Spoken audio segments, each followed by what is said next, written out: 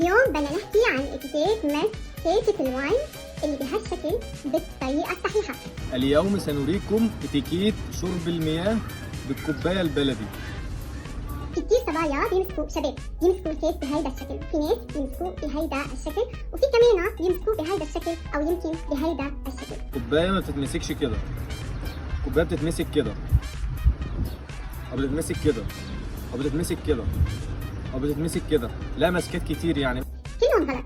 الطريقة الصح هي إنه نحط إصبعين قدام وإصبعين ورا وإصبع بالنص بيناتهم بهيدا الشكل. هننزل صابعنا لتحت، أوكي؟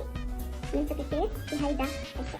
ممكن برضو في طريقة تانية أفضل، ممكن تشرب من قعر الكوباية، ممكن برضو تشرب من قعر الكوباية كده، بس ما تحطش مية كتير، حط لتر واحد بس. أتمنى تكونوا استفدتوا بالنصيحة.